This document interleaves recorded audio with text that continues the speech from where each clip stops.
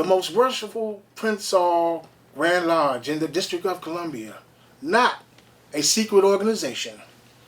Welcome and thank you for tuning in today. I am your humble servant and host, Thomas Byrd.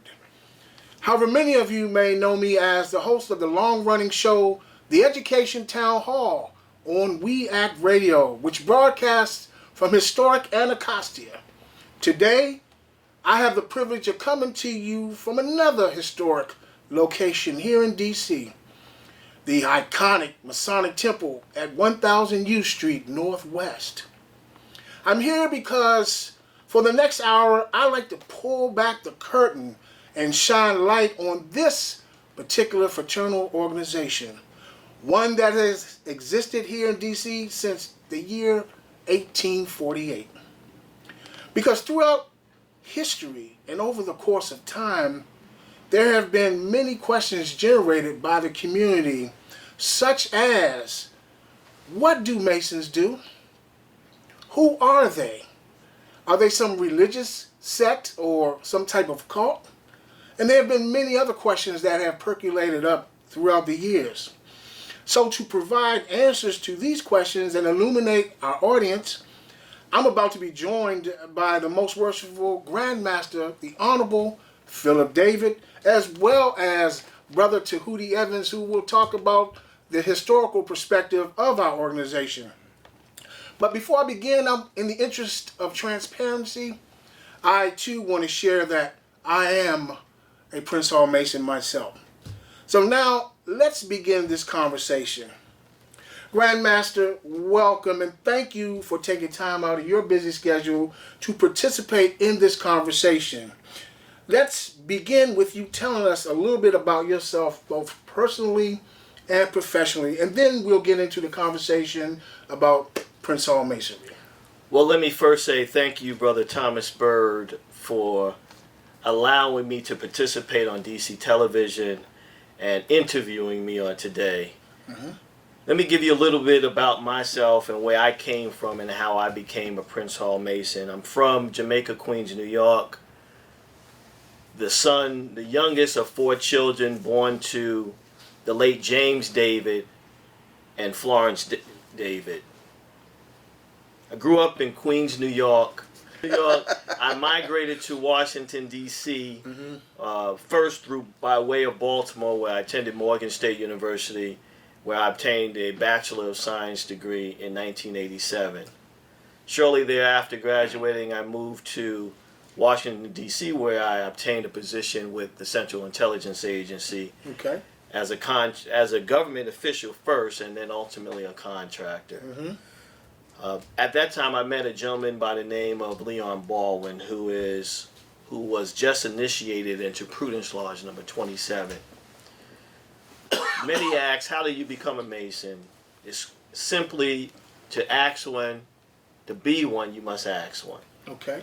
So that means you must approach a Mason and ask them and let them know you want to be a Mason, and then that's how that whole process is initiated. That's correct. You ask a Mason if you're interested, and he will provide you with what is called a petition. Brother Leon Baldwin provided me with a petition, of which case he then presented it to the lodge, and I was voted on to receive my first degree, my first initiation into the Prudence Lodge number 27 in February of 1990. And that's where my Masonic career began. Okay, so now let's talk a little bit about, what is Masonry and where did it all begin? I hear the term Prince Hall Mason. So who is Prince Hall, or who was Prince Hall, if he's not still alive, and what is Prince Hall Masonry and where did it start? I think people would like to know the answers to those questions. Sure.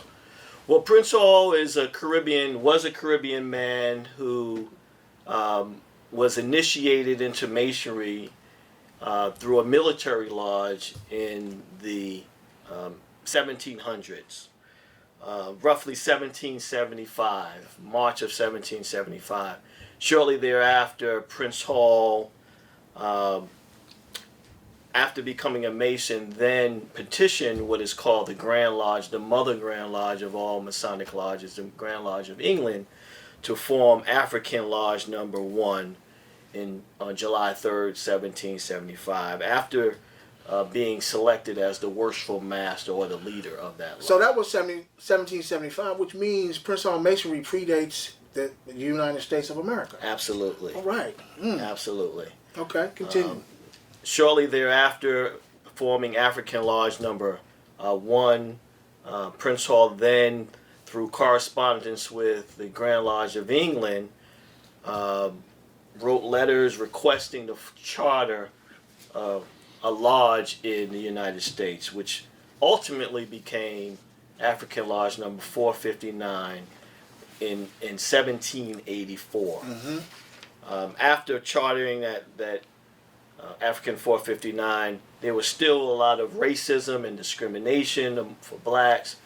The Grand Lodge of England would only allow Prince Hall and his members to perform certain duties as Masons, bury their dead, as well as celebrate what we refer to the Festival of the John. So we have the lodges that we are members of. We dedicate those lodges to St. John the Evangelist as well as St. John the Baptist. And as a result, there was still a lot of discrimination going on. So through that discrimination, fortunately, Prince Hall was able to build relationships with local city members within the Boston area, in which case they voted to allow Prince Hall to build schools, to build community centers, and ultimately also build churches in that time. The Caucasian Masons that were city members allowed Prince Hall to do those things as being a Mason. Prince Hall took that same motto and he then started migrating north. He migrated to Rhode Island, he migrated to New York, and ultimately Philadelphia, Pennsylvania, where he was fortunate, and fortunately he also met a gentleman by the name of Richard Allen, as well as Asylum Jones, who were founding members of the African Episcopal Church. Through that union and friendship, the two of them migrated to Boston. Prince Hall made them Masons. They then took that to Pennsylvania, where they met a gentleman by the name of John W. Prout. John W. Prout is extremely important because he was the gentleman who, after becoming a Mason in Pennsylvania, moved to Washington, D.C. Okay. And in Washington, D.C., him along with 32 other men formed what is called the beginning of the Most Worshipful Prince Hall Grand Lodge, which was the first lodge, the Social Lodge number 7, as early as 1825. Okay. After Social Lodge number 7 was formed, from 1825 through 1848, when the Grand Lodge was created, 2 other lodges were created. Universal Lodge number 10, as well as Felix Lodge number 17. Okay. And in 1848, those 3 lodges came together and formed what is called now the Most Worshipful Prince Hall Grand Lodge. At that time, it was called Union Grand Lodge.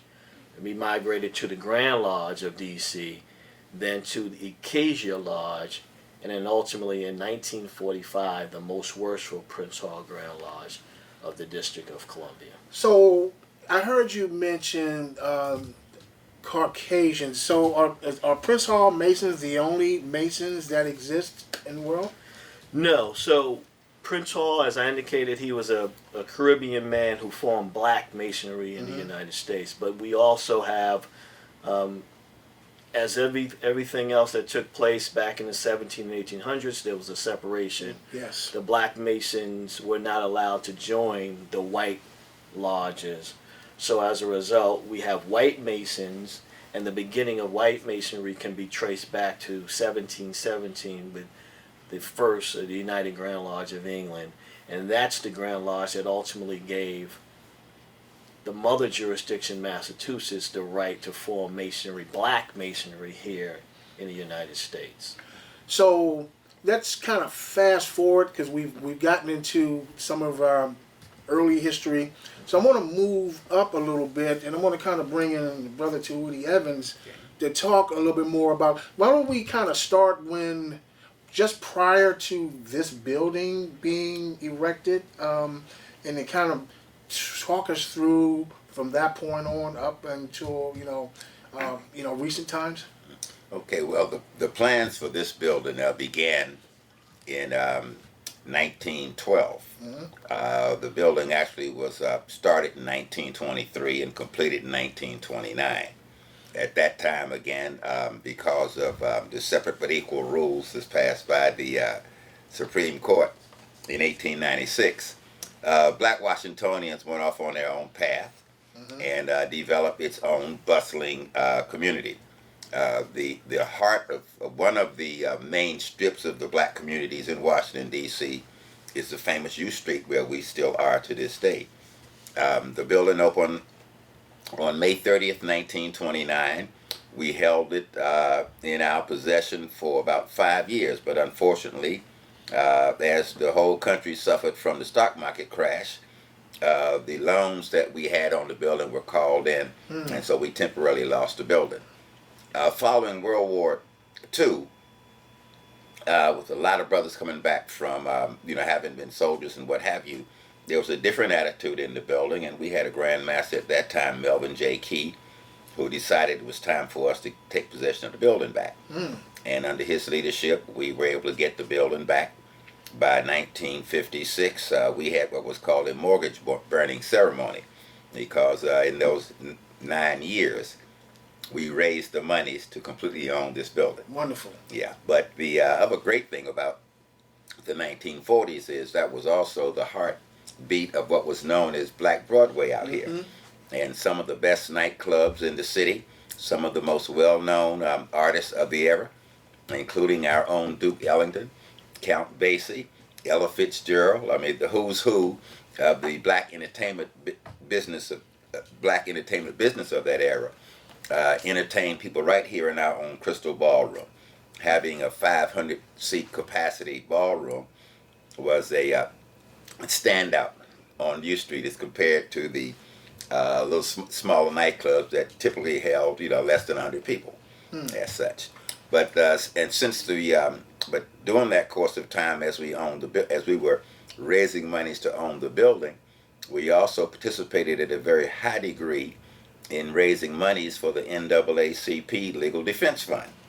And in fact, across the country, Prince Hall Masons raised what Thurgood Marshall said was probably about 85% of the monies to fund the lawyers who won the 1954 You know what, Brother Evans? segregation case. You kind of anticipated my next move because I wanted to get into some of the impact that we've had and our relevance. So, but why don't we take a quick break, and then we'll come back. We'll pick it up there with us being involved in that movement, and maybe we could talk a little bit about some of the other movements. I want to kind of dig into the social relevance and our influence and our leadership back during those times and moving up into more recent times. So, folks, we are certainly glad that you were with us today. And I guarantee if you stay with us, we will be right back. See, you don't have a college degree. Well, no, but Okay, I can... well, Wait. Before you skip over me, can you at least hear me out? No, I do not have a college degree, but I've been working 2 jobs since the age of 18. I've been doing internships while raising my little brother, and any moment that I can spare, I'm studying, just trying to better myself. Okay, I'm ready for this. wow. I'd love to hear more. Look beyond the resume and discover new ways to develop great talent at gradsoflife.org. All right, we're back now. Thank you for being with us here today. I'm, again, your humble servant and host, Thomas Byrd, and we're here at the iconic Masonic Temple on 1000 U Street, Northwest. I'm here with the most worshipful Grand Master, the Honorable Phillip David, and with Brother Tehuti Evans, and we've been having a conversation thus far about our early history and what is a Prince Hall Mason. and now we've kind of moved up into the 40s and 50s, and we started to get involved in some of these social movements and become leaders of those movements and support those movements. So, Brother Evans, continue what you were saying about our work with the NAACP.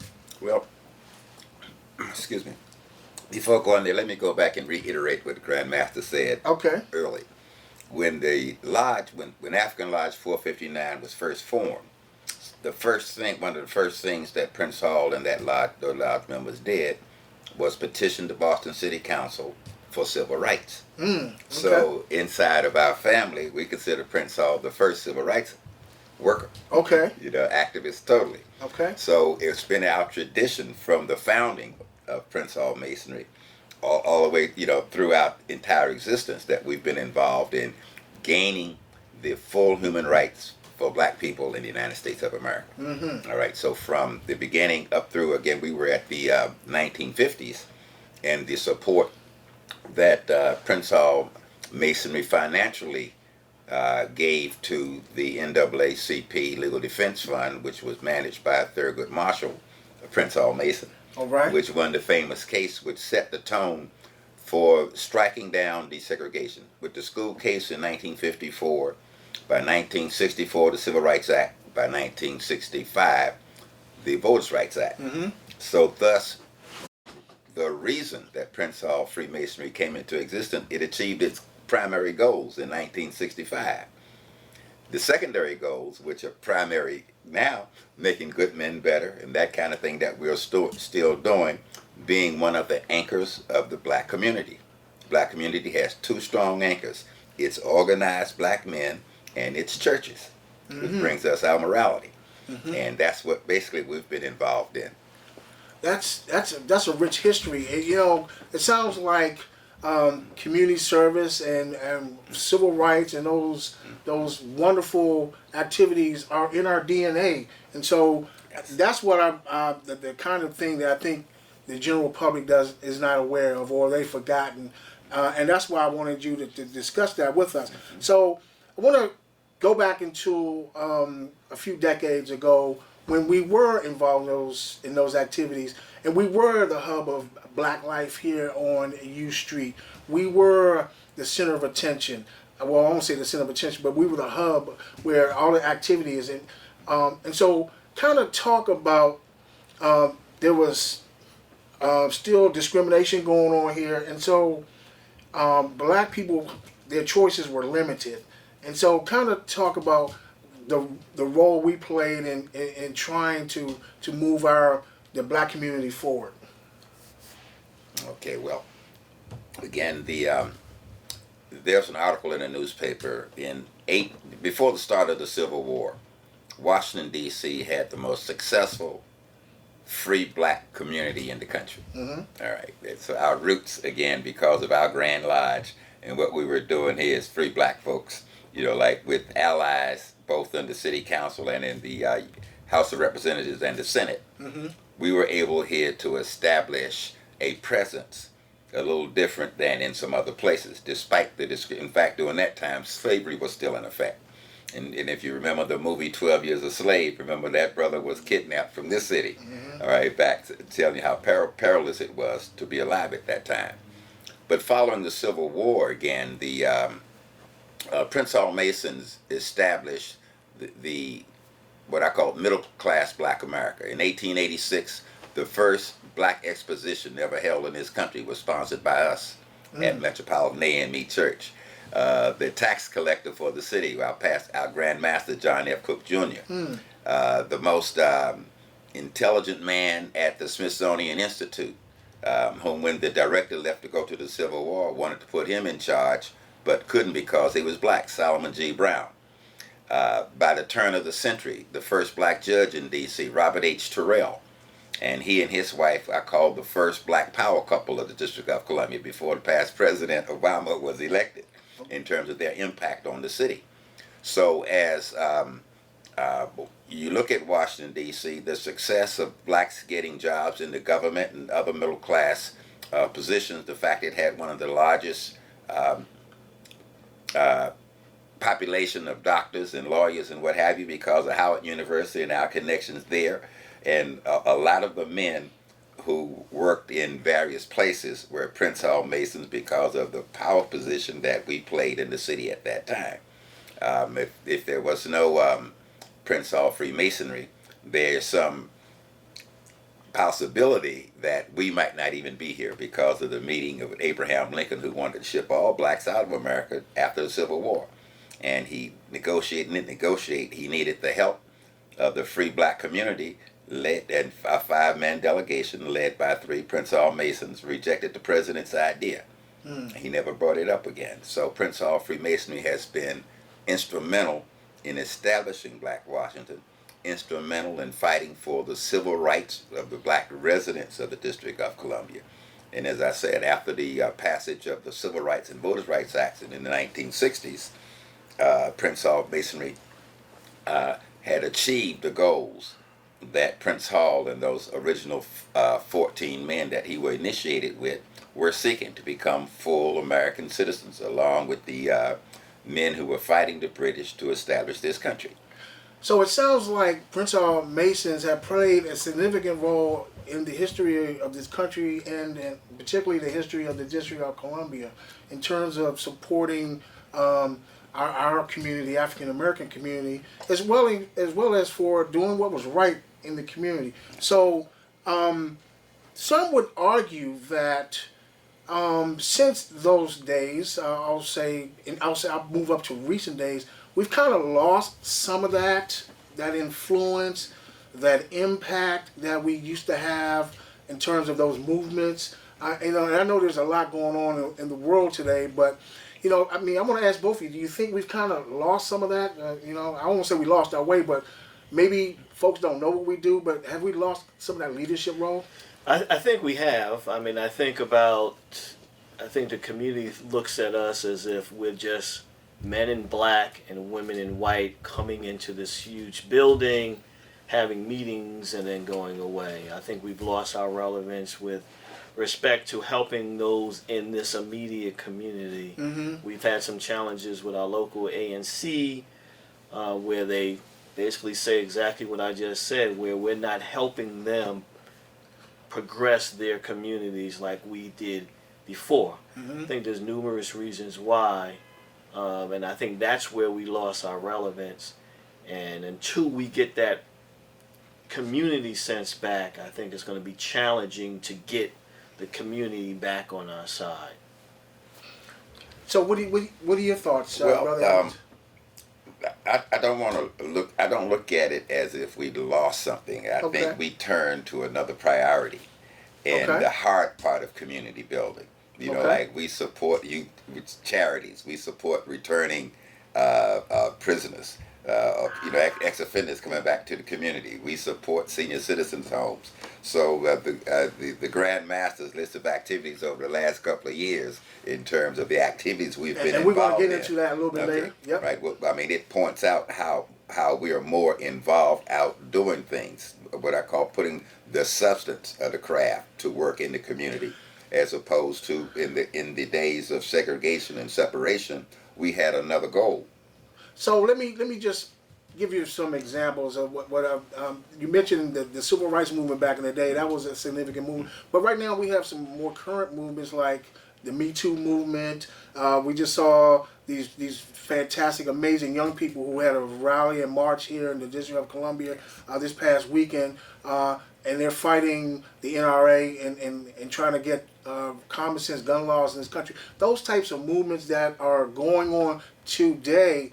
I'm just wondering, are we kind of on the sidelines, or do we need to get more involved in that, or do you think we should get more involved in that, Grandmaster? Well, I think we definitely need to get more involved, but I would also say that because of the way this organization is structured,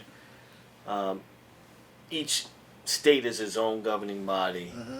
Wherever the protest is taking place, I think you have Masons in the forefront, wherever that city might be. But we as Masons, we do so much for the community, quite often staying at the forefront of every single issue somewhat challenging Okay. at times. Okay. I think about back in the 40s and the 50s, and even prior before that, how our membership, the numbers have changed. The dynamic of our numbers, or our membership, in that now this, every individual can join so many different organizations, unlike it was back in the 30s and the 40s. And I think our relevance have changed over those years. We're not necessarily bringing in the same numbers that we had previously, and which can become challenging. So I think we as an organization must change to ensure that our relevance remains now and in the future. So speaking, you kind of touched on we're not bringing in the numbers that we used in members. So I was wondering if you both can just regale us with a few of the more famous, Brother Evans, you mentioned a few famous Masons, Thurgood Marshall. I was wondering, maybe folks might, if you can think of some others off the top of your head that were more famous Masons that will help people take a look. Oh, I know that person from history, and I didn't know they were a Mason. W.B. Du Bois. I mean, the who's who of Black America, most of the men, were Prince Hall Masons. Again, we were the before the 1920s, when again after World War One and the proliferation of our young men going into colleges and universities, the Greek movement started catching a lot of our brothers early, and because of work and their social associations and things of that nature, a lot of our men have made the Greek fraternal movement their priorities instead of Prince Hall Freemasonry. But again, one of the most proud statements I've heard brothers make over the last 12 years, they're a double brother. They're both the Greek and a Mason. There you go, they're in both. But, and as the Grand Master said, just some priorities changed. When you grow up, and you could become a victim of lynching, when you're facing racism every day, your focus is different in terms of the priorities of what you want to get accomplished. Again, the victories of the 1960s, 64 and 65 put us in a different position. We achieved our goal, as such. Yes. Now, and sometimes when the whip is no longer on one's back, you kind of turn away from those things that got you to where you were. So the Grand Master and the Grand Lodge here, it's the way we are organized, the ideas, the new things. Our Grand Master 3, John Dole's Masonic Classic, reinforced, and now the Grand Master David carried on that tradition. We've continued it. So as Grand Masters come in, and they're looking at, while they're moving through the line and looking at what is and where additional things can take place, and therefore our work grows that way as new Grand Masters come on board. And I'm sorry, did you want to add something to that? And so we're gonna talk about that. I want to take one final quick break, and then when we come back, we can talk about our story, tell our story of benevolence and community service and the value we bring to the District of Columbia. The type of work that we do and where our hearts are and where our morals are. So I want to talk about that, and then we can talk about how folks can contact us, and we kind of wrap the show up that way. And so, folks, we are again glad that you've tuned in with us today, and I guarantee if you stay with us, we will be right back. Your son wants to get a cat, but you're allergic. Maybe he could be an outdoor cat that lives in our neighbor's yard, 3 doors down. Mom. You don't have to be perfect to be a perfect parent. Teens in foster care will love you just the same. Welcome back, and we appreciate you tuning in with us today. We're at the most worshipful Prince Hall Grand Lodge of the District of Columbia at the iconic Masonic Temple on 1000 U Street. I'm here talking with our most worshipful Grand Master, the Honorable Phillip David, and Brother Tehuti Evans, who is our historian. And we've been having a wide-ranging conversation about Prince Hall Masonry and history and some of our more recent history. So we've kind of been moving back and forth. So now I want to, before we go to talking about restoring our relevance and some of the charitable endeavors that we engage in. I want to take one step back into history because I just love to talk history. I should have been a history major or something, but I want to go back and talk about, Brother Evans, the impact that the white elephant in the room is the other side of masonry. That's not black masonry. So I want to kind of talk about what we kind of received from the other side of masonry, because we all masons, but they're and I don't want to get into this technical thing, but I want you to talk about what we may have received from our brothers on the other side. Okay. Well, European Freemasonry came into full existence during what's called the European Renaissance, their reawakening from 1,000 years being in the Dark Ages. And so the knowledge of the ancient Middle Eastern world, of Northeast Africa, Western Asia, Israel, in that area, that knowledge began to flow into Europe in a different kind of way. As European colonialism expanded, Masonry came to America.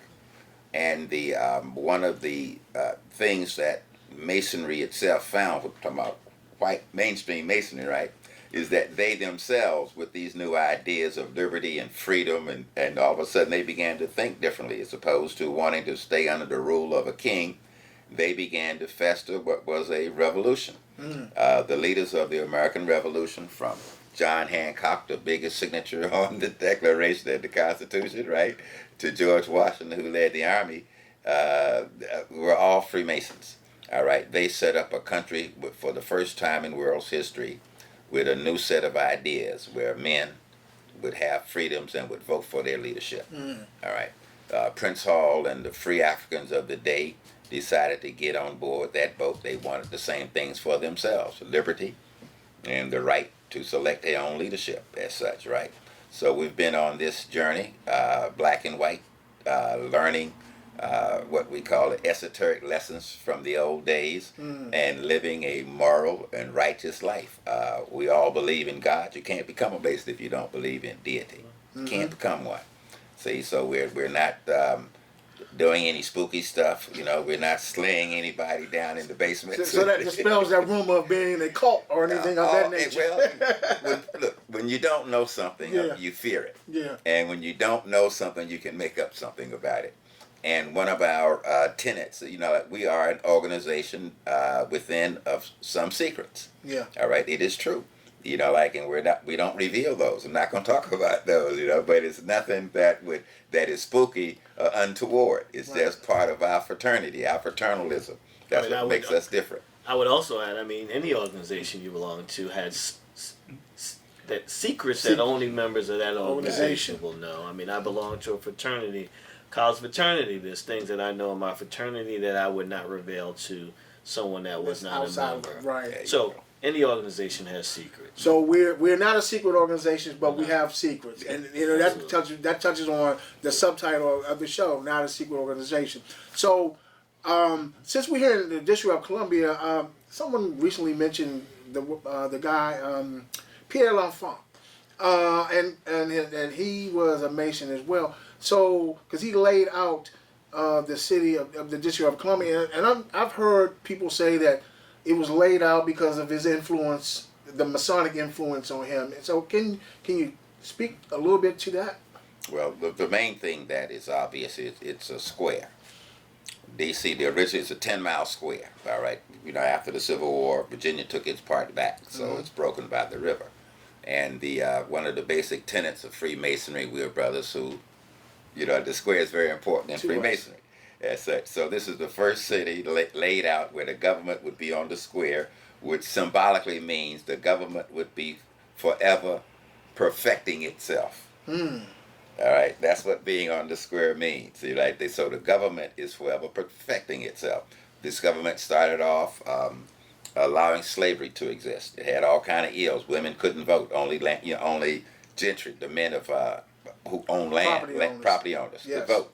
And since that time, it's progressed all the way up to the movements, as you mentioned, the march down on the mall this past Saturday, where the kids are, want a better union, where they don't have to be afraid sitting in their classrooms that somebody will walk in with a weapon and shoot them.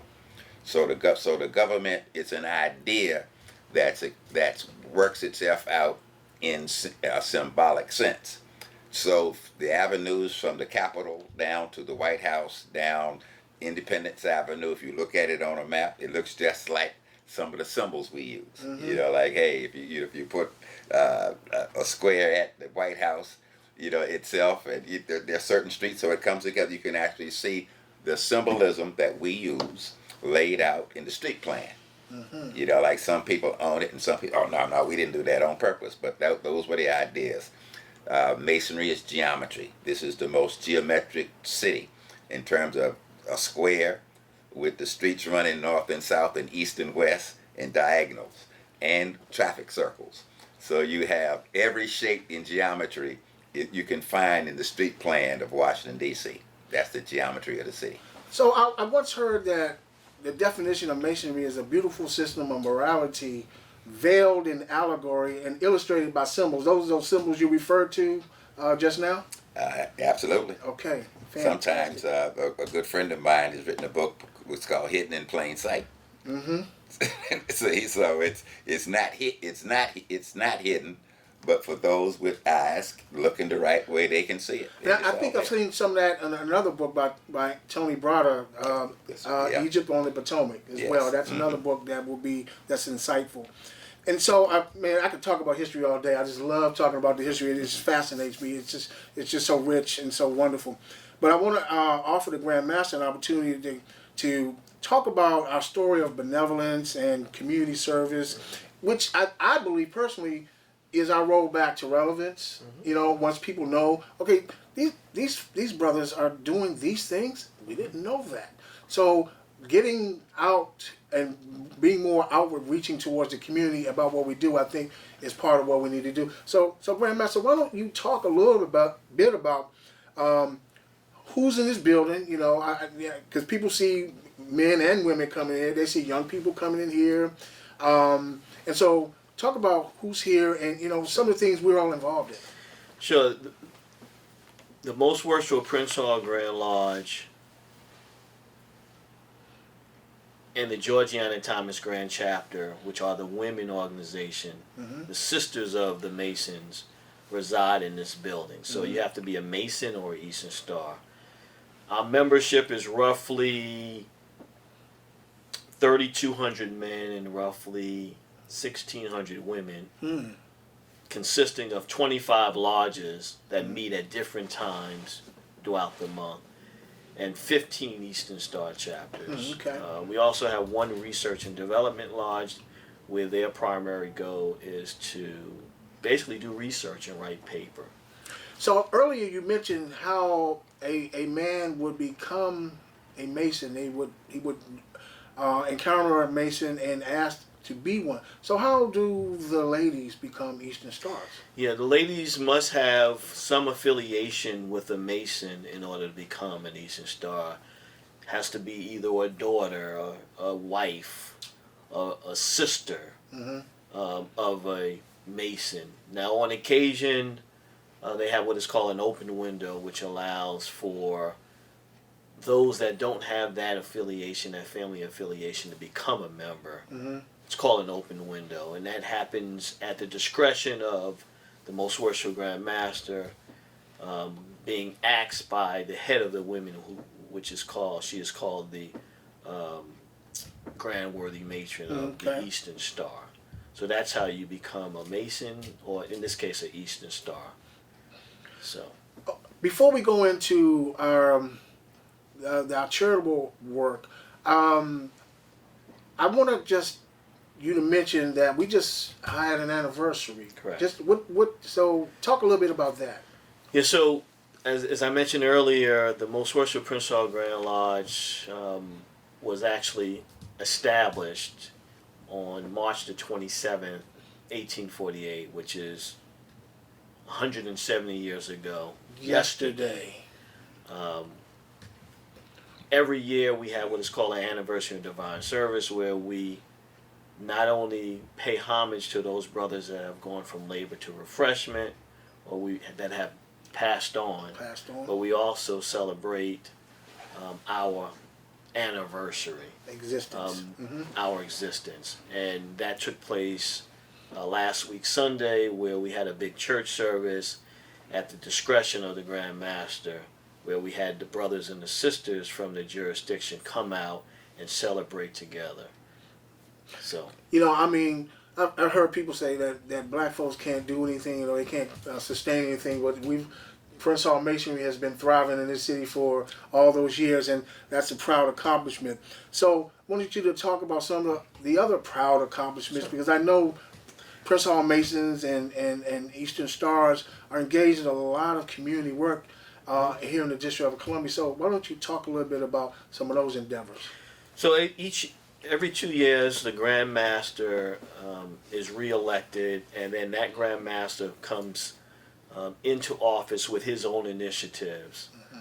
Fortunately, this year I had a tremendous team working with me, those that are in line to become Grand Master, to chair many of the activities that I had on what is called my trestle board, the activities that I plan to accomplish throughout the year.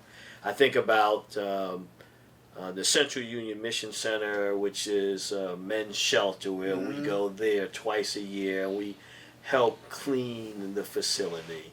We just did that on the 3rd of March. I think about our seniors luncheon, which takes place the Monday right before Thanksgiving, where we, in conjunction with DC government, feed our senior citizens in this ward, which happens to be Ward 1.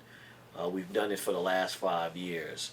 I think about our prostate cancer walk, which will be coming up on the 14th of February, the 14th of April, where we will raise funds for cancer research.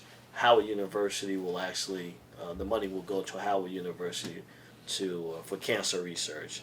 I think about our scholarships. Over the last 10 years or so, we've given away over $1 million to high school students in pursuit of higher education. In 2017 alone, this organization gave away $115,000, and I'm looking to increase that this year. One of which this year, in our continued relationship with the University of District of Columbia, this organization committed to giving the University of the District of Columbia $150,000 over the next 10 years, which is roughly $15,000. Our first installment of that is due July 1st, and through the Masonic Classic and the funds that we raise will go to paying that first obligation of $15,000 by July the 1st. So I want to pause right there, because speaking of the Masonic Classic, so where is that currently now? Where's that held? And I believe it was moved from some other place. So can you talk a little bit about that? Initially, when it was started 6 years ago under the 83rd Most Worshipful Grand Master John T. Dole Sr., we had it at Howard University.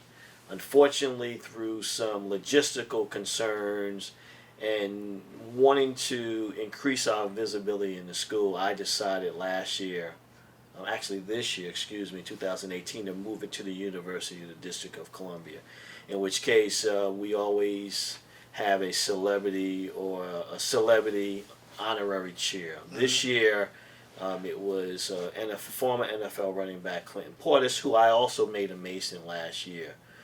The president of the university was with us, and it just allowed us to get more visibility at the school level with the officials at the school. At Howard University, which it was the location for the first 5 years, we didn't necessarily have that visibility. And something that I'm trying to do is put our face out more in the community so they can see this is what Masons and Eastern Stars do for the community, those that are less fortunate than we are.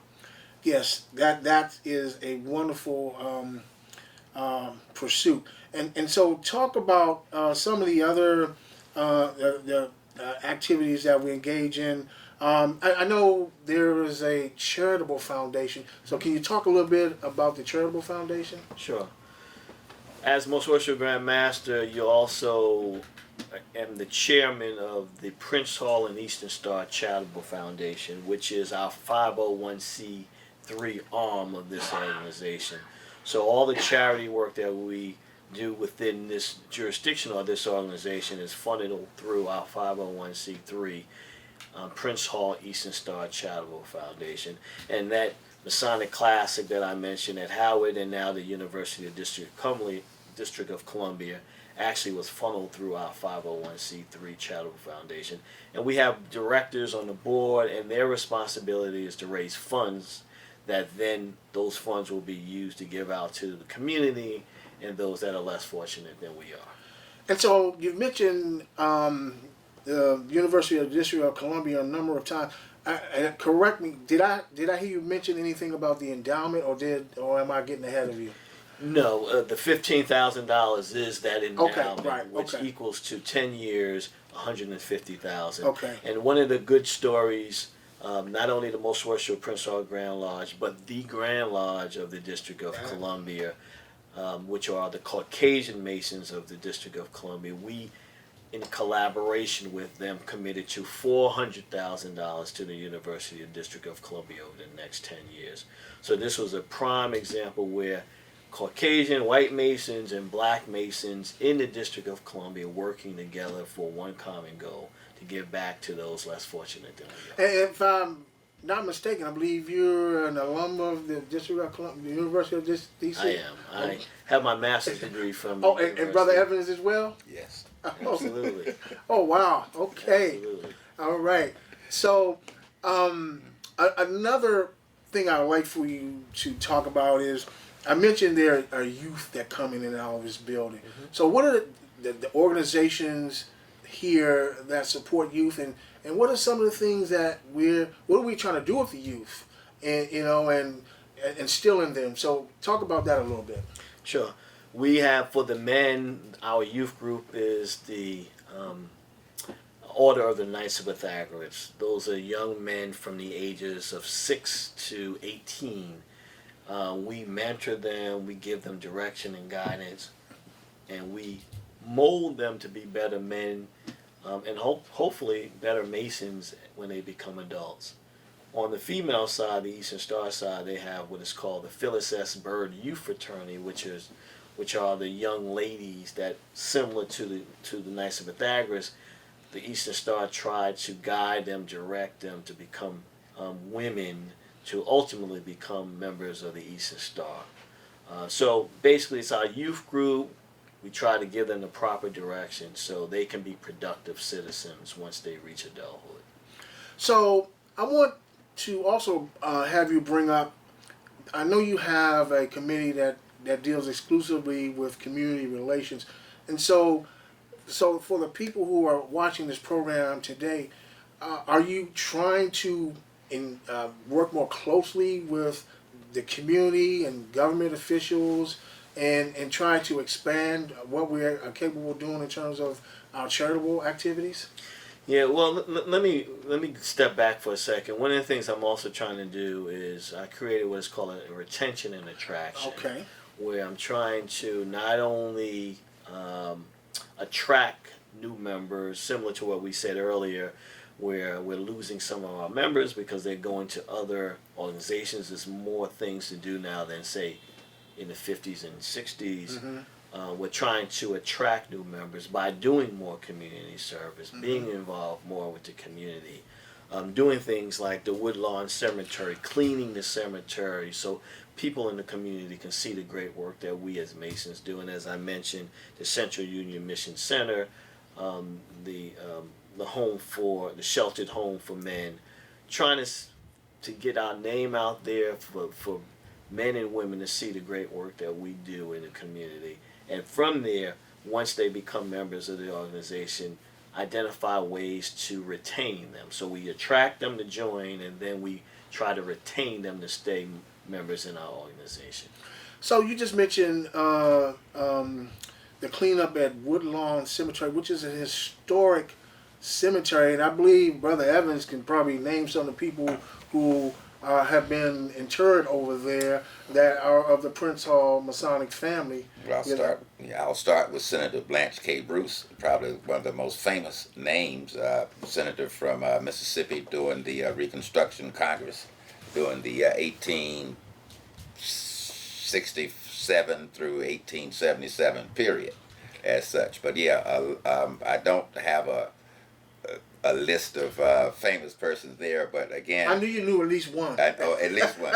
But again, some of the most well-known people from Washington's black middle class, again, are buried at Woodlawn. A lot of them are very important. And I only mention that because I mean we went over there, I know, last year and did a cleanup, and it was a Herculean effort by those who participated, because the cemetery has been in disrepair because they're having trouble raising funds to maintain it.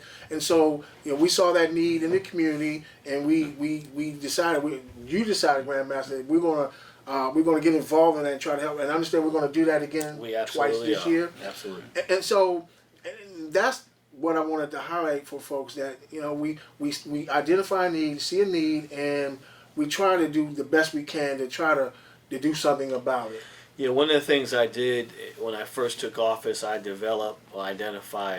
combined what is called the community relations and government affairs teams together. So while I have one group of brothers focusing on the community, identifying initiatives in the community, I have another group of brothers focusing on building a better relationship with DC government and our government officials, and both teams are working together to get our name out there more, similar to what it was back in the 40s and the 50s that we talked about earlier.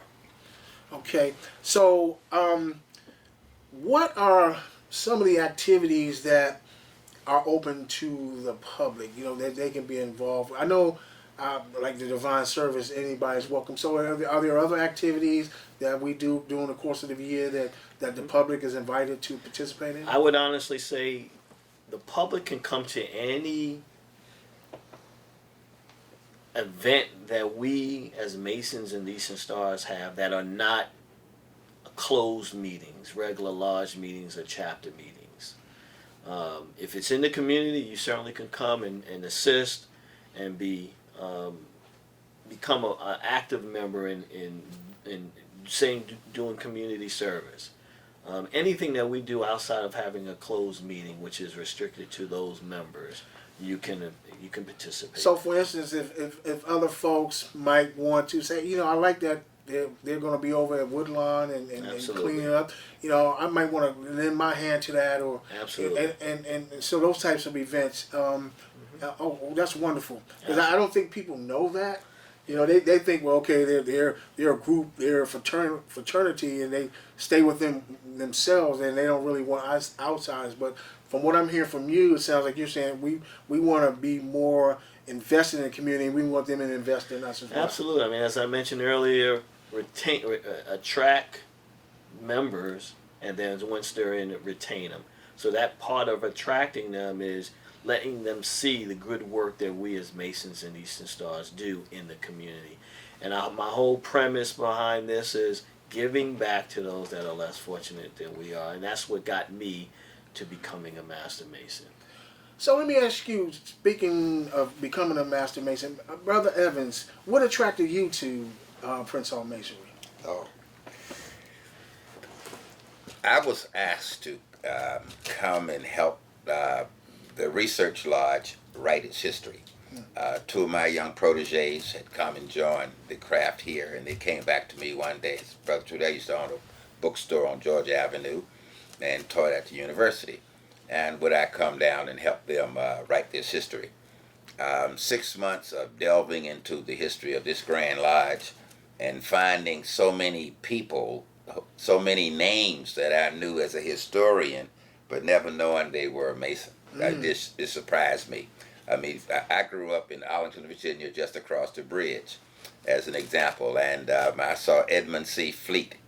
You know, I mean, he was a stalwart in my church as a kid growing up, and here he's on this list, and I'm just going, wow. So after discovering what our actual history is, it was nothing more proud than a day than I've ever had than when the Most Worshipful Grand Master, I think he was the 82nd Grand Master, Nick Williams. 81st. 81st Grandmaster. Okay. Right, again, he came to me one day. I'd been a volunteer for 6 months working on the book, and he asked me if I would accept the invitation to be raised into Freemasonry. And it was the first time it was offered, and I said, oh, absolutely. And I haven't had I've had a long life's journey, but nothing as proud as having become a Mason in 2010. November 13th, 2010. Oh, that's wonderful. I was attracted to Masonry. I had an opportunity. I was talking about it to a Mason that I knew in the past, and we were talking about it. Then I ultimately decided I wasn't ready at the time, and then when I felt I was ready, I went back to them, and they brought me in Prudence. So I am proud to be in Prudence Lodge number 27 with the Most Worshipful Grand Master. And I want to say that these brothers are tremendous, and we are so proud of our Grand Master, Phillip David, and the work that he's doing, because it's important that the public know that we are in the community, we're part of the community, we want to be part of the solution, and people in the past have said we've been part of the problem, but I believe it's a perception issue, because they don't really know our stories, and so we've got to tell our stories. Yeah. We've got to drive the narrative, and so I think once we do more of that, and people can see those good works that the Grand Master talked about, I think we can attract more good brothers, because that's what it's about, attracting good brothers. Because there is a process that folk have to go through to become a member of this organization. Just everybody can't walk in and become a member. So we want to attract good brothers into this organization. And so I know we're kind of running down on time, but I wanted to kind of talk about Contact information. Before we get to the contact information, I want to just kind of talk about what it is where are we trying to go. I know you had a vision, Most Worshipful Grand Master. So kind of talk about where do we go from here. I just want to touch it out. We don't have to delve too deeply in it, but I just want the audience to understand, what our vision is. What are we trying to do going forward? Yeah. Well, I think I somewhat touched on it. The key is attracting new members, however that is. Mm-hmm. Through word of mouth, through the relationships you build through individuals. Once we attract them, have them join this organization. Once they join this organization, it's important and key that we retain them. So many brothers have come through this organization, and they come for 1 or 2 meetings, and we never see them again. Mm-hmm. But that's because we haven't developed the programs to keep them involved and interested. Something isn't taking place that took place when I became a Mason. And there's numerous things or reasons why that didn't happen, but that's something that we need to work on as an organization. But I think if you truly have community service in your heart, once you become a Mason, you'll find that this is the organization for you. Fantastic.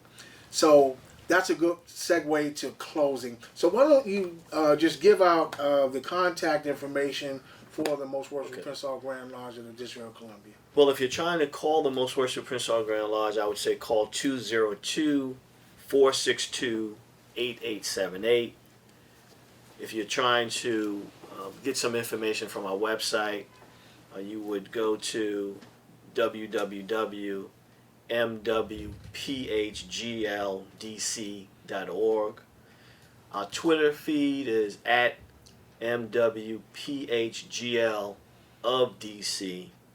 And if you like to send an email, you can send an email to mwphgldc@comcast.net. Wow, this has been a tremendously illuminating conversation. I just appreciate you, Grandmaster Phillip David, for taking time out to participate. I want to thank Brother Tehuti Evans for your historical perspectives. Again, like I said, I just love history. I love hearing it. And so I want to thank you for joining us. as well. Until next time, this is your humble servant and host, Thomas Byrd. Peace.